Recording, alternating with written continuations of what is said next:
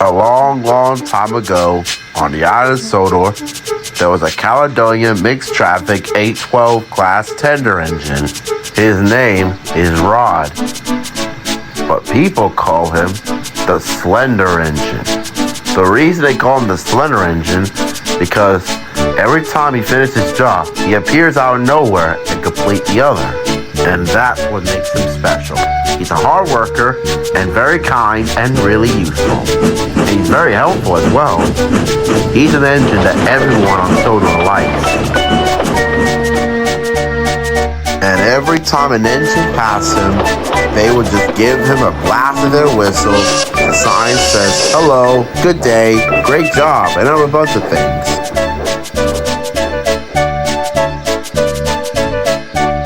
And that will always brighten the black tender engine's day. But like most Scottish engines, they can attempt to get a little violent. While Rod is not that type of engine to get violent, he has no problems putting snooty engines in their place, especially snooty tank engines. One blast of his mouth, the silent they became. Rod also has a brother. His name is 812. He wasn't getting a full name, but 812 just stuck with him since he's the first class 812 to be ever built. And it always stick to him and the other engines ever since. The two engines love each other to bits. And they even miss one another wherever they're doing their jobs. 812's job is to take some scrap from around the island and take it straight to the ironworks where he works at. A few days later, a bridge, now known as the viaduct, was being constructed. The factory director had ordered the workmen that 2 sets of tracks will be placed on the new viaduct. Rod don't get to visit the viaduct much often, since he's basically doing his own work on the main line. But when the factory director needs someone to take another engine's place, or the workload is getting too much for the other engines, he knows that he can always call Rod to come and help, which very pleases the 812. The engines that were also sent to help Rod with the viaduct were very grateful for his help, including the workmen. Rod always give a good, warm smile and always either blasts his whistle whenever he set off or comes back to help fix the viaduct. He loved working on the factory director's railway and couldn't think of any splendid place to be and felt like nothing could go wrong with him. Or so he thought.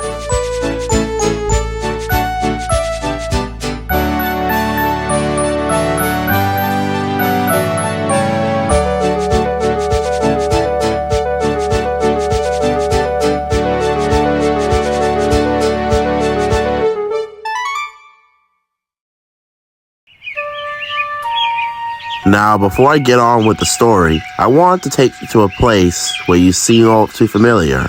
You might think it's Henry's Forest, but back then, this was before it was called Henry's Forest. And also back then, there was an extra siding. Rod loves coming here. He always loved the nature, hearing trees, breeze, and best of all, listening to children singing, having fun, and also listen to birds chirping. Even his crew loves it. They always love taking their old boy somewhere he pretty much enjoyed. Even though he was always very sad when it's time for him to leave the forest and get back to work, he always noted he'd always come back to the forest, his favorite place, again and again and again. Some of the other engines could understand it, and some of them often teasing about it, call him the tree hugger or the Slender engine, but Rod never let that bother him. If he likes trees and he likes the things he likes and nobody else has to, then that's good enough for him. I just hope it would have gone better in his life if he was living right now. And that brings us to the incident of the night of Halloween. Once a night, Midnight trains will be passing by through signal boxes as well as other points. So it's very important that every signalman stays alert and on guard, because you may never know what could happen. But Lisa say this will be the one night that a signalman made a terrible, terrible mistake one night.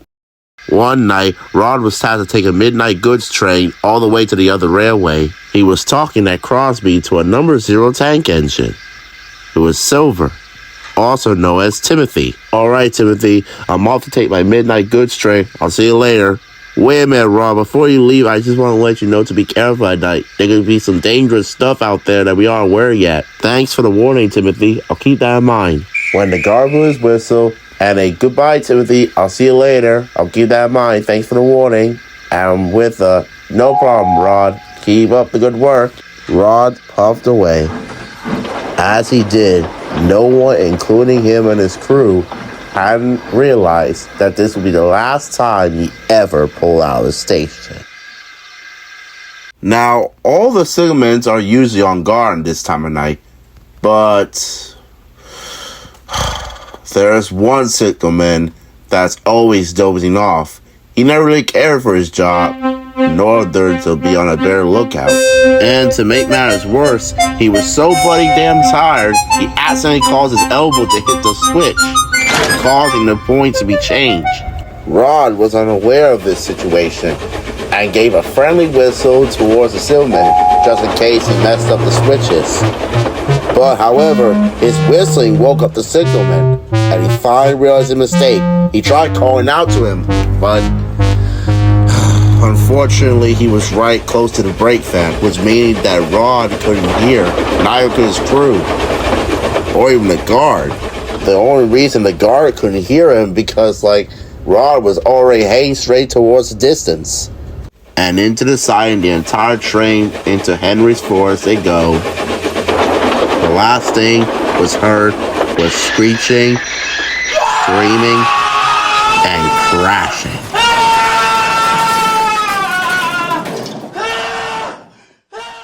Meanwhile, a passenger train had been stopped at Wellsworth.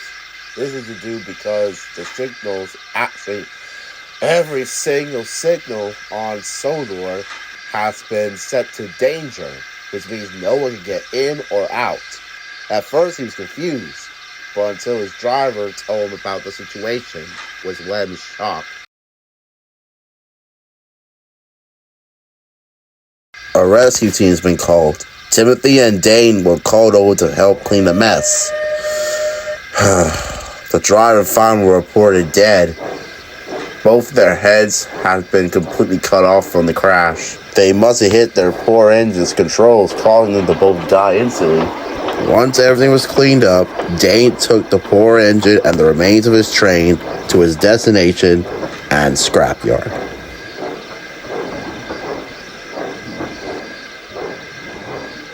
Rod has been knocked out unconscious since the crash, or so everyone thought.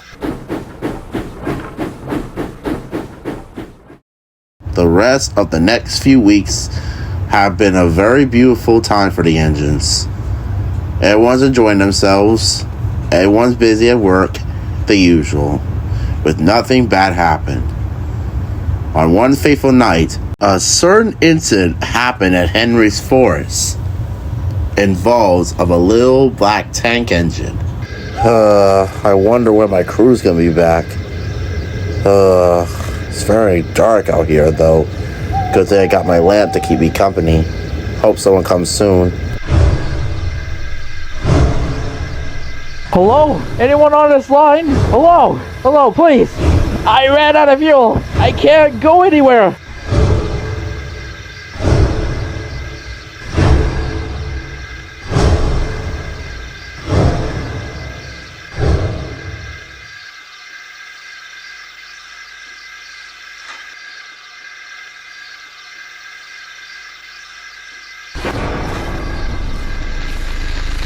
No, you stay the hell away from me!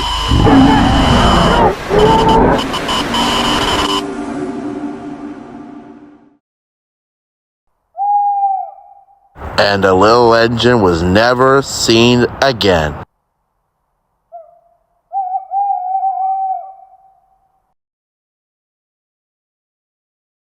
The engine and his crew were reported missing, and soon a work train was sent to search for them. They asked every engine, person, workman, signalman, everyone around, including managers and in control of the railway, they have seen the engine. Neither of them knew or seen him. Some of them say they had never seen him before, or seen working around the railway, since most of their houses are away from the rails. But the workers, crews, and engine refused to give up the search, and went out again to search for the engine every single night.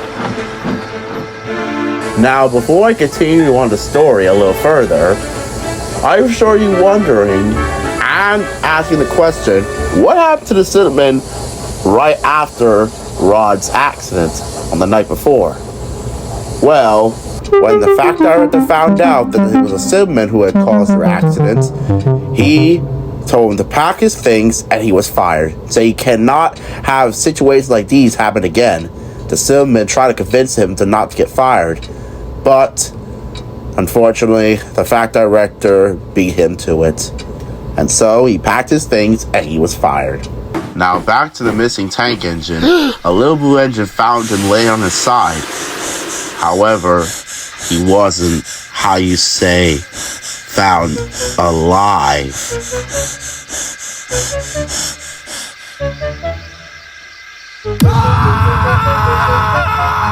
The scene was horrible. The engine and his crew could not believe what they saw. Lay in the rubble was the remains and the horrifying remains of the little tank engine. The tank engine was dead, no doubt about that.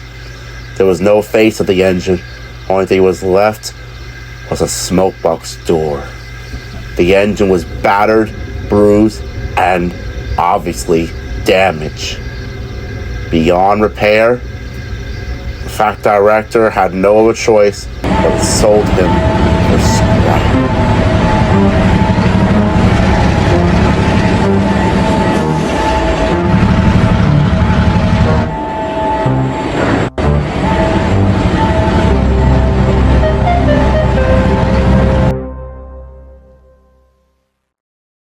This brought a huge downgrade for the engines, including especially A12. He's still upset that he lost his brother, but he was happy to know he got friends by his side. Everyone promised him that they'll always be with him every step of the way. The island of Sodor never recovered after that, but they eventually decided to get over it. And soon, there was no more talk about the dead terrier or Rod.